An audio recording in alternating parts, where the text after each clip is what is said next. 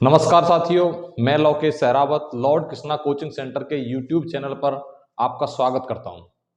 साथियों, आज हमने पहले 7 ग्रह हम पढ़ चुके हैं। 7 के बाद जो हमने बीच में एक ग्रह छुड़वाया था वो पृथ्वी था। पृथ्वी के बारे में पूरे विस्तार पूर्वक पढ़ेंगे। ठीक है, पृथ्वी जिस ग्रह पर हम रहते हैं, अर्थ, इसके बारे में ये आकार और द्रव्यमान में 5वें नंबर का ग्रह है। अगर ये आए कि आकार में पृथ्वी कौन से नंबर का ग्रह है, तो 5वां ग्रह है, आकार में भी और द्रव्यमान में भी। ठीक है, इसके बाद पृथ्वी में क्या आता है, पृथ्वी का व्यास पूछा जाता है बहुत बार कि पृथ्वी का व्यास कितना है।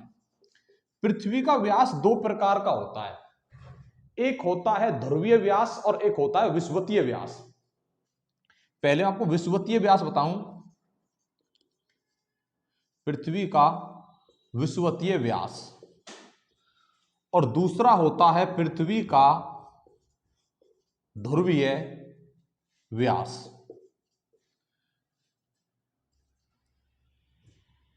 हमारी पृथ्वी कुछ अंडे के जैसे आकार की है। पृथ्वी पूरी तरह से गोल नहीं है, थोड़ी सी अंडे के आकार की है, और इसमें हमें थोड़ी सी जैसे ये आकृति दिखाई दे रही है, कुछ कुछ इस तरीके की हमारी पृथ्वी है। अब हमारी पृथ्वी में इसे कहते हैं विषुवतीय व्यास, और विषुवतीय व्यास मतलब विषुवत रेखा वाला। ठीक है, तो इसकी जो लंबाई है ये है 12,756, और जो पृथ्वी की ध्रुवीय व्यास है, ध्रुवीय व्यास मतलब जिसे कहते हैं उत्तरी ध्रुव और इसे कहते हैं दक्षिणी ध्रुव। ठीक है, उत्तरी ध्रुव और दक्षिणी ध्रुव, साउथ और नॉर्थ पोल, साउथ पोल और नॉर्थ पोल। ठीक है, ये उत्तरी ध्रुव है, दक्षिण ध्रुव है, और इसे कहा जाएगा ध्रुवीय व्यास, और ये है 12,714। ठीक है, अगर विषुवतीय व्यास पूछे तो 12,756, और ध्रुवीय व्यास पूछे तो 12,714।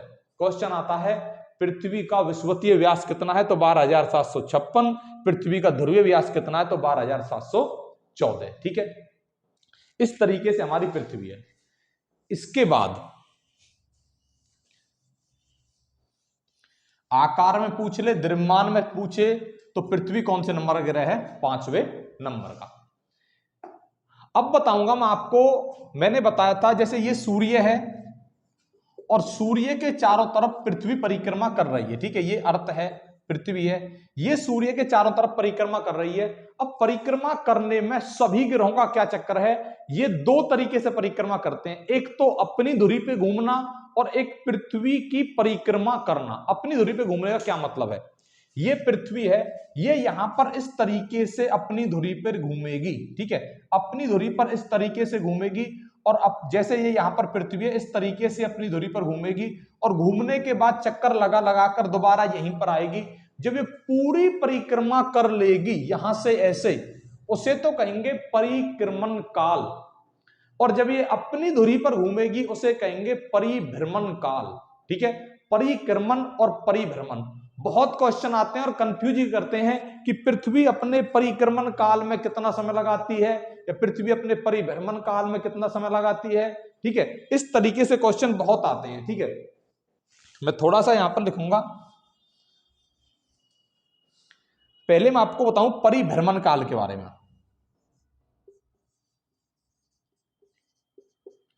परिभ्रमण काल, काल मतलब समय। ठीक है, परिभ्रमण काल में मतलब पृथ्वी अपनी धुरी पर चक्कर लगाने में, अपने आप पर घूमने में कितना समय लगाती है। ठीक है, अपनी धुरी पर चक्कर लगाने में जो एग्जैक्ट समय है वो है 23 घंटे 56 मिनट और 4 सेकंड। अब 23 घंटे 56 मिनट 4 सेकंड में पृथ्वी अपनी धुरी पर घूम लेती है। ठीक है, अब इसका जब एक राउंड फिगर में करेंगे तो ये 24 घंटे हो जाएगा।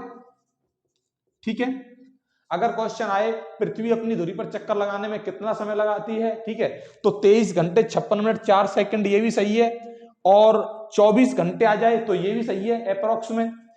और इस 24 घंटे का क्या होता है, एक दिन, और एक दिन कह दें तो भी सही है कि पृथ्वी अपनी धुरी पर चक्कर लगाने में कितना समय लगाती है, तो एक दिन में पृथ्वी अपनी धुरी पर चक्कर लगाती है। ठीक है, देखो जैसे ये सूर्य का प्रकाश है, यहां से सूर्य की किरणें पड़ी, इधर साइड रहेगा दिन और दूसरी साइड क्या रहेगी, रात।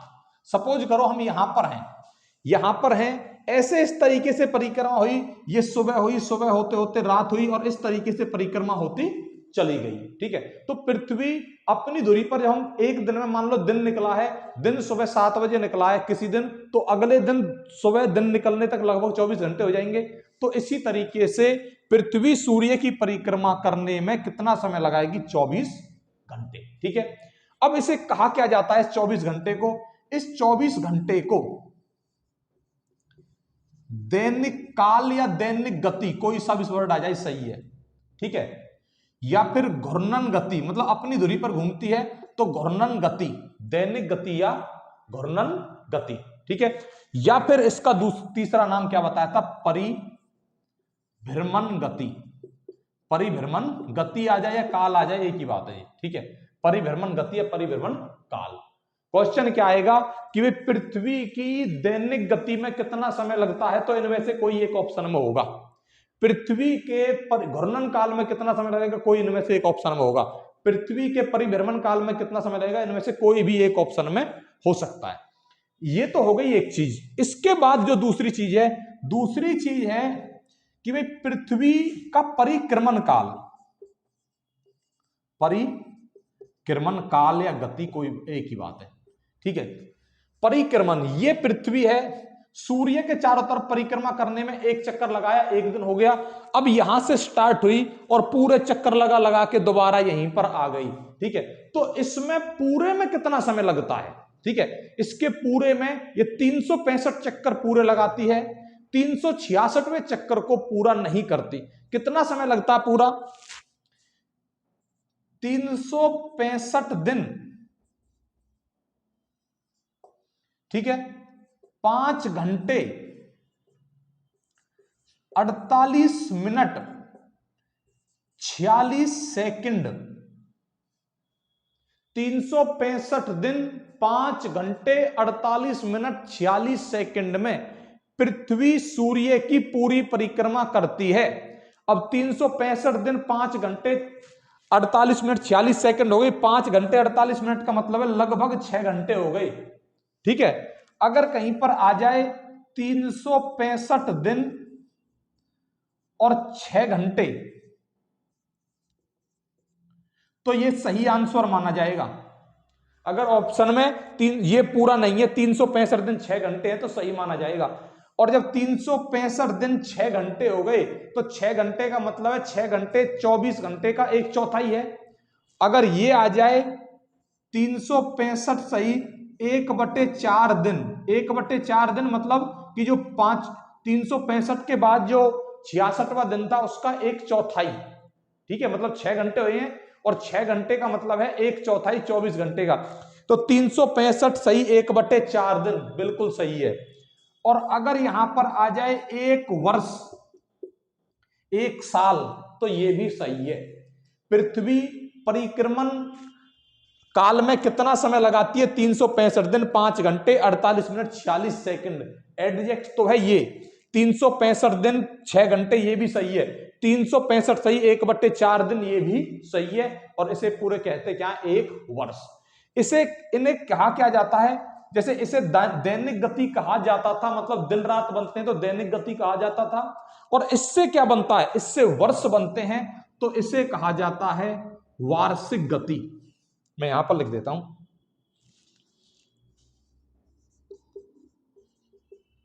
वार्षिक गति आ जाए या काल आ जाए, एक ही बात है। ठीक है, वार्षिक गति या परिक्रमण गति, परिक्रमण काल या वार्षिक काल। ठीक है, अब क्वेश्चन क्या क्या आते हैं, क्वेश्चन आते हैं पृथ्वी सूर्य की परिक्रमा करने में कितना समय लगाती है, या पृथ्वी का वार्षिक काल में कितना समय लगता है, या परिक्रमण काल में कितना समय लगता है। तो 365 दिन 5 घंटे 48 मिनट 46 सेकंड। ठीक है, और 365 दिन 6 घंटे, या फिर 365 से 1/4 दिन, या फिर इसे कहा क्या कहता है, 1 वर्ष। ठीक है, इसके बाद एक क्वेश्चन आता है, देखो कि पृथ्वी की किस गति के कारण, पृथ्वी की किस गति के कारण दिन रात बनते हैं। अब इन दोनों में से है एक परिभ्रमण है या परिक्रमण है। दिन रात बनने की बात आ जाए तो ऐसा तो है नहीं कि पूरे चक्कर लगाने पड़ेंगे तब दिन रात बनेंगे, एक चक्कर लगाने से दिन और रात बन जाते हैं। तो पृथ्वी की परिभ्रमण गति या दैनिक गति या घूर्णन गति से क्या बनते हैं, दिन रात।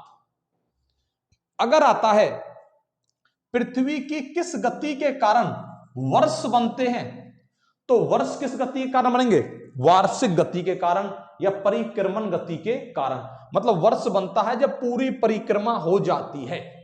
वर्ष कैसे बनता है, जब पूरी परिक्रमा हो जाती है तो उसके कारण क्या बनता है, वर्ष। तो पृथ्वी की वार्षिक गति के कारण क्या बनता है, वर्ष। अगर आ जाए पृथ्वी की किस गति के कारण मौसम बनते हैं या ऋतुएं बनती हैं, मौसम या ऋतु आ जाए। अब नेचुरल सी बात है, एक चक्कर लगाने से मौसम में तो कोई चेंजिंग आएगी नहीं कि भाई एक चक्कर लगाया पृथ्वी ने, एक दिन हुआ आज मौसम कुछ है कल कुछ, ऐसा नहीं हो सकता। मौसम चेंज कब होते हैं, मान लो यहां पर जनवरी का मंथ चल रहा है, यहां पर चलते चलते यहां पर आते आते मार्च अप्रैल आ गया, ठीक है, तो इसमें मौसम में चेंजिंग आएगी।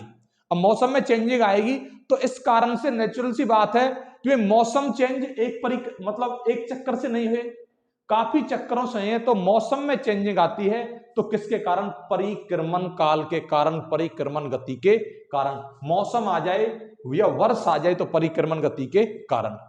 एक शब्द आता है जो कंफ्यूज करता है, दिन रात बनते तो हैं परिभ्रमण गति के कारण, और अगर आ जाए दिन रात छोटे बड़े, दिन रात छोटे बड़े, दिन रात छोटे बड़े की बात आ जाए कि भाई दिन रात पृथ्वी की किस गति के कारण छोटे बड़े होते हैं। दिन रात छोटे बड़े ऐसा नहीं है कि भाई एक परिक्रमा करने से, आज मान लो सर्दियों का टाइम है तो आज दिन छोटा हो रहा है, रात बड़ी हो रही है, तो भाई कल परिक्रमा करने से कल दिन बड़ा हो जाएगा, नहीं।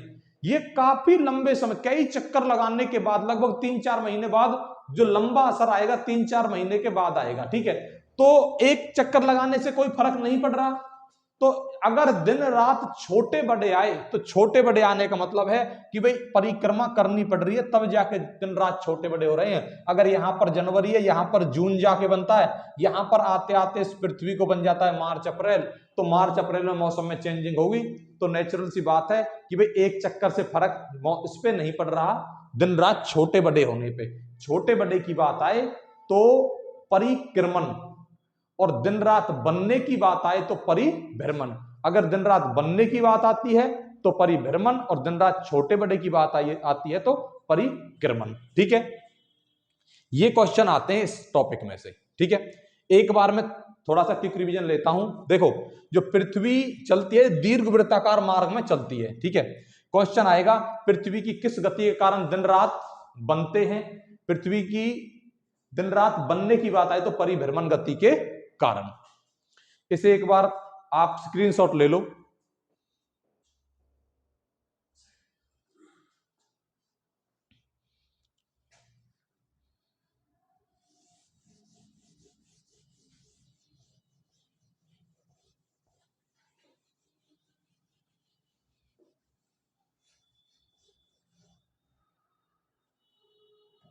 अच्छा, पृथ्वी, हमारी पृथ्वी है अपने अक्षांश पर, मतलब अपने अक्ष पर कितने डिग्री झुकी हुई है। हमारी पृथ्वी झुकी हुई है 23.5 डिग्री, 23.5 डिग्री, ठीक है। हमारी पृथ्वी अपने अक्ष पर कितनी झुकी हुई है, 23.5 डिग्री, और पूर्वी देशांतर, ठीक है, पूर्वी देशांतर में 23.5 हमारी पृथ्वी झुकी हुई है।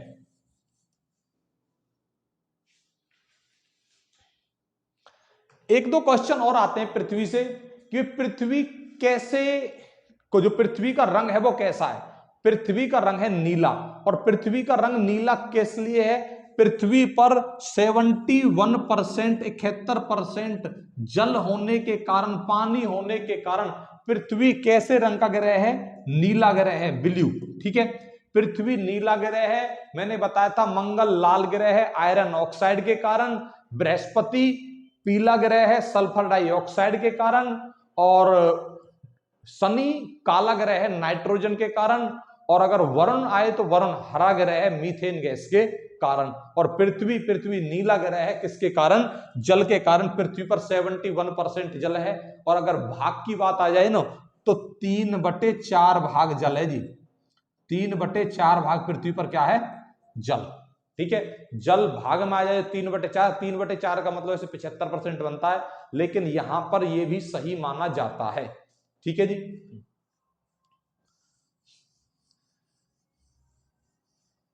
अच्छा, सूर्य क्या है? सूर्य एक तारा है। ठीक है, सूर्य एक तारा है और पृथ्वी के सबसे नजदीक अगर तारा पूछा जाए तो सूर्य। लेकिन कई बार क्वेश्चन आता है सूर्य के बाद या सूर्य के अलावा पृथ्वी के सबसे नजदीक तारा कौन सा है? तो पृथ्वी के सबसे नजदीक तारा है सूर्य के अलावा प्रैक्सिमा सेंचुरी।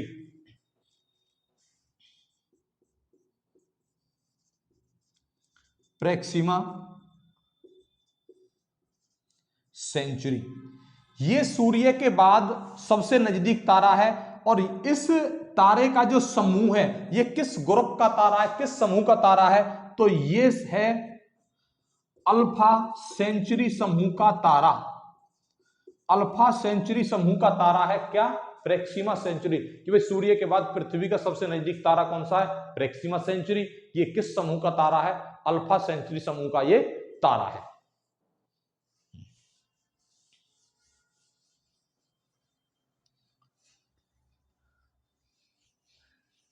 अब जो अगला टॉपिक, छोटा सा एक टॉपिक और कराएंगे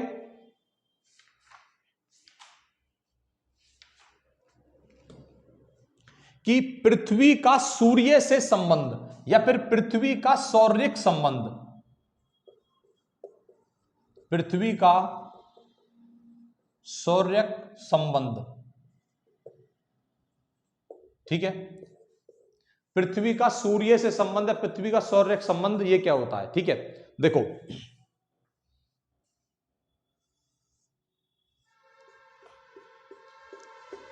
ये सूर्य है, ये हमारी पृथ्वी है।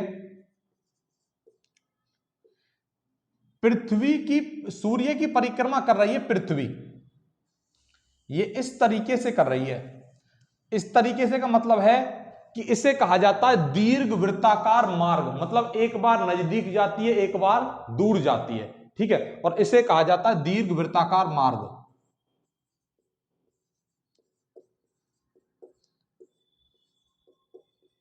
दीर्घ वृत्ताकार मार्ग।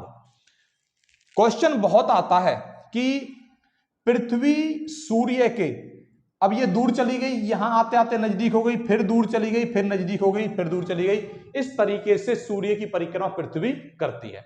बहुत बार क्वेश्चन आता है कि सूर्य और पृथ्वी के बीच में सबसे अधिक दूरी किस दिन रहती है? सूर्य और पृथ्वी के बीच में सबसे अधिक दूरी होती है जी 4 जुलाई।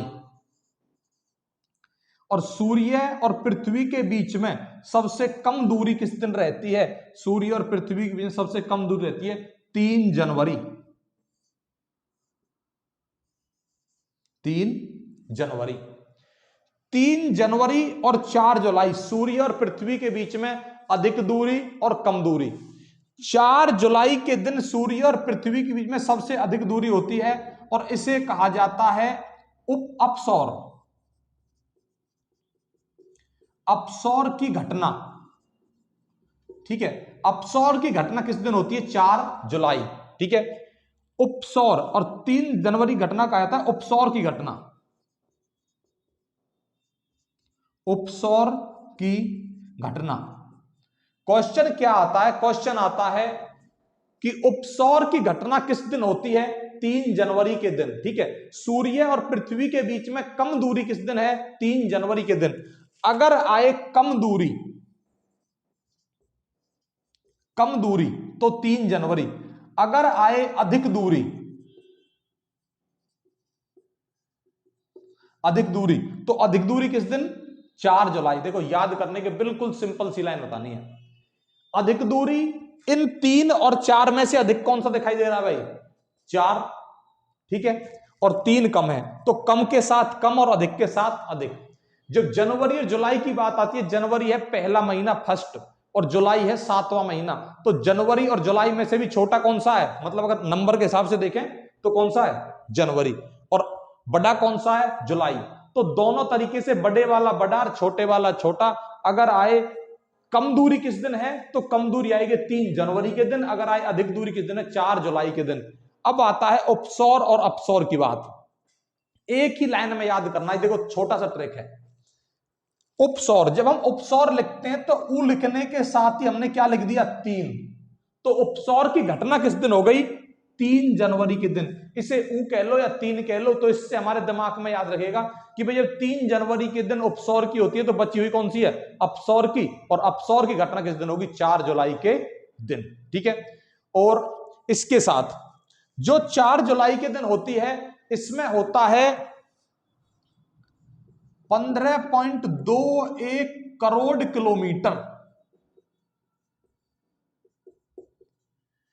अपसौर की घटना में होता है 15.21 करोड़ किलोमीटर की दूरी। ठीक है। और उपसौर की घटना में होता है 14.70 करोड़ किलोमीटर की दूरी होती है। ठीक है। उपसौर की घटना में 14.7 और अपसौर घटना में 15.21 करोड़ किलोमीटर की दूरी। ठीक है। अब इसके बीच में एक बार क्विक रिवीजन लेते हैं छोटा सा, उसके बाद कराएंगे कि भाई सूर्य और पृथ्वी के बीच में अधिक दूरी किस दिन होती है? 4 जुलाई के दिन। सूर्य और पृथ्वी के बीच में कम दूरी किस दिन होती है? 3 जनवरी के दिन। सूर्य और पृथ्वी के बीच में जो अधिक दूरी होती है उसे कहा किया जाता है? उपसौर। सॉरी, अधिक दूरी को अपसौर और कम दूरी को उपसौर। ठीक है। उपसौर, अपसौर और उपसौर। और अधिक दूरी में होती है 15.21 करोड़ किलोमीटर और कम दूरी में होती है 14.70 करोड़ किलोमीटर। ठीक है।